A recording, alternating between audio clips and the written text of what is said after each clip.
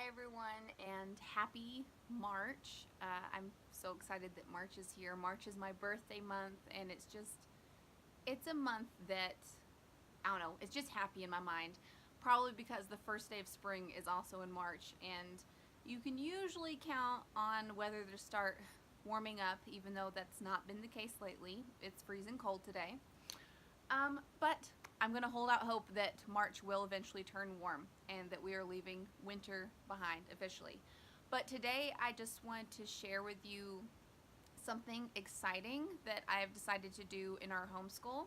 I decided to put together my first ever sort of unit study for my kids. I've always followed some sort of guide. I think I've been homeschooling my kids now for like 2 years, 2.5 years. I don't know. I haven't counted back. Maybe 2 years. 2 years now. Or we're working on the second year. I can't remember. So I've been homeschooling my kids not too long, but long enough now where I am starting to notice that I have been feeling comfortable adding in extra books and finding our own activities versus following a set curriculum. Now, I still sort of followed a guideline, just something to fall back on or just to have that comfortable safety net there. But I've started to branch out more, and a big thing that I decided to do last month was I decided to make a small unit study for this month, the month of March. And so I decided that we would take a break from our regular history, or maybe add it in. I'm not sure how the schedule is going to work out yet.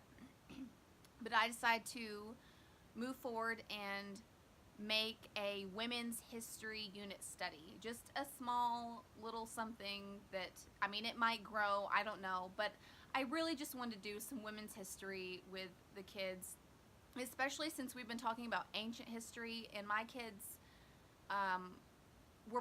they were shocked to realize that women did not always have rights. It's been very mind-blowing for them that women couldn't even get educated at certain points in history. They couldn't get educated, they couldn't become doctors or political leaders. They were just surprised that they basically couldn't do anything and they couldn't make decisions for themselves. They were especially upset when they learned that women were not allowed to participate in the original Olympic Games.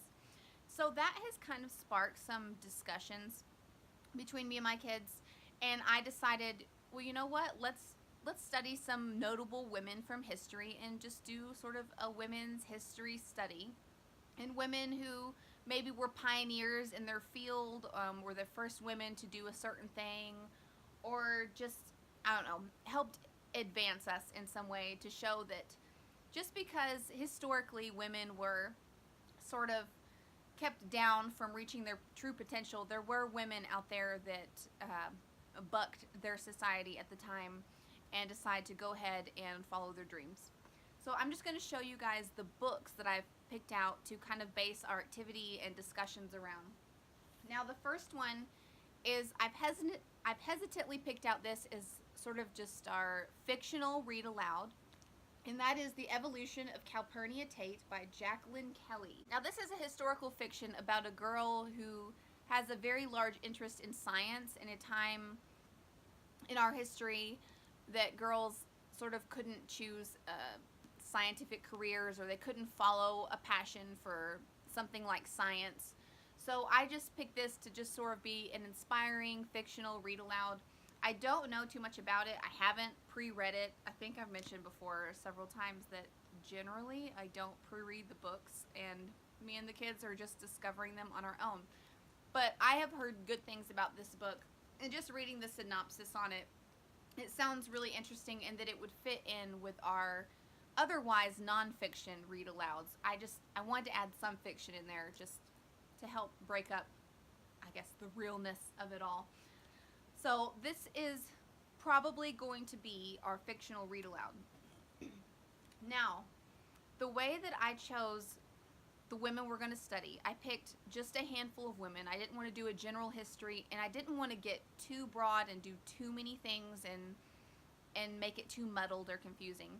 So I decided that I wanted to pick a woman from science, so a woman of science, a woman of art, a modern woman, and a woman of math. Although in this case, it's going to be women of math. And so, on that note, for our women of math, I chose the book Hidden Figures by Margot Lee Shetterly. It says with Winifred Conkling, so I guess a co-author there. So it's Hidden Figures, the true story of 4 black women in the space race. This is probably going to look familiar because the movie recently came out. Was it last summer? And this is just a nonfiction account of 4 black women who were really pioneers for women in general, but especially in their time, being women of color in America, and they were all brilliant mathematicians who worked for NASA. So I got this, and we just read this morning, and my kids loved it. They saw the movie, so it really helped make extra connections there. And they were feeling really inspired this morning after reading about these women and their love for math and the things that they helped do and accomplish, and just how they really were pioneers of their time. So I got Hidden Figures, and that's about these 4 women of math. And then, let's see, our woman of science is Maria Marion. And this is Summer Birds, The Butterflies of Maria Marion by Margarita Engel. And I did pre-read this book, and I can't remember the time period. Oh, the Middle Ages. So I picked this because, one, I thought the history behind this was pretty interesting. But Maria Marion grew up in the Middle Ages, and she was basically a naturalist. And at that time, a woman taking interest in scientific things like this, and being sort of a naturalist, and just having an interest in, I guess, nature and the life cycles and science in general, she could have been killed for being a witch during the Middle Ages. But apparently, from what I've learned from just this book, I haven't Googled it to confirm, but during the Middle Ages, and I guess dating back to even the Greek times, people didn't know where insects came from. They thought they just came up out of the ground. They were formed from mud, or they just came crawling out of mud. So they didn't know that insects had a life cycle. They thought they just disappeared. They thought they just appeared out of nowhere. And they were even thought to be from Satan, because they thought they were just coming up from the underbelly of the earth, basically, where Satan lives. So Marion, what she did is in secret, she learned about the different life cycles of insects and learned that they didn't just appear from nothing or from mud, that they all had a life cycle. And that's where they came from, that there was a very simple explanation for how insects and butterflies came about. So I thought this would be pretty interesting for our science study. And then I was also planning to order some praying mantises, or a praying mantis egg sac, and we were just going to study those little guys when they hatch and maybe keep a few and let the rest of them go. I don't know. My kids chose mantises. Last year we did butterflies, so this year they want to try to raise some praying mantises. So I thought that would kind of go good with our woman of science. Now, for our modern woman, I chose Malala Yousafzai. I don't know. I didn't look up how to pronounce her name. I feel bad about that. But this book is For the Right to Learn, Malala Yousafzai's Story by Rebecca Langston George. Now, I know there's that other book. What is it? The book about Malala. I know, I can see the cover in my mind. It's blue. She's wearing pink. Now, of course, I can't remember the name. I haven't read that book, and neither have my kids, but I decided to choose something that would maybe make it a little bit more relatable for them, and so I just chose just the younger version of Malala's story. And this is our modern woman, and so we're just going to learn about her and about how Just because most of us have basically, all the rights that women didn't used to have in history, and that we are very lucky to live in the time we are now. Just because we're able to do so many of these things like learn and vote, that doesn't mean that just because it's 2018 now that plenty of other women around the globe are still oppressed, horribly oppressed. So I just wanted to touch on that, and we're going to learn about Malala and her story. And then our last woman is our woman of art, and for that I chose Frida Kahlo. And the book we're going to base our study of her off of is Frida Kahlo, The Artist in the Blue House by, I don't know. It just says Prestel right here, so maybe it's not a specific author, maybe it's just the publishing company. Yeah, I think so. But I'm so excited to do Frida. I don't know much about Frida Kahlo myself. But I knew I would pick her right off the bat, and I didn't know, and was so excited when I was flipping through this, that she created some pretty amazing and sort of disturbing and really out there artwork that I love it. I want to get some art prints of hers now and just hang them in the house just for general decoration. I mean, she had some really crazy stuff and I love this kind of stuff. And my kids were thumbing through this book, and they were like, wow, Mom, this is really weird. And I was like, well, do you still want to study Frida Kahlo? Do you like her work? And they were like, oh yeah. So my kids are just as weird as I am, and they aren't deeply disturbed by images like the deer with all the arrows in it or anything.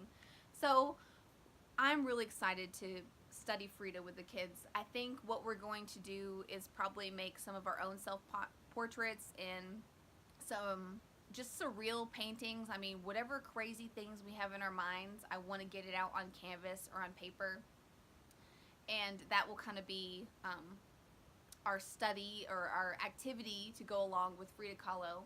And then in addition to that, I just picked up 2 more books from the library about Frida Kahlo just to thumb through, just mainly because I think I'm most excited about the woman of art, just because I love art. And then after seeing her art and how surreal and crazy it is, I'm extra excited about Frida. So I just got these 2 books. One is Frida Kahlo, Getting to Know the World's Greatest Artists type book, written and illustrated by Mike Venezia. And then I also got Frida Kahlo, Portrait of a Mexican Painter by Barbara C. Cruz. And I haven't really flipped through these. It's just extra, basically. But that's going to be the main component of our women's history unit study. I did buy a new math game to go along with our Women of Math. So I bought a math game, and then we're going to get some mantises, and obviously we're going to create some amazing surreal art. And I'm not quite sure about the activity to go with Malala yet. I'm not sure if I will be able to come up with one or not. So just some activities and reading on some great women from history is what we're going to be doing, either alongside our ancient history, or maybe we'll just take a break and just focus on these women for a couple of weeks. I don't know. But I'm really excited, and I wanted to go ahead and share that with you guys, and also get ideas. If you guys have ever done a women's history unit study, or you have an activity that you can suggest to go along with the women that I've picked for me and my girls to study, then please comment below and let me know your ideas or suggestions and things of that nature. But I hope you guys enjoyed watching, and I will see you all again really soon.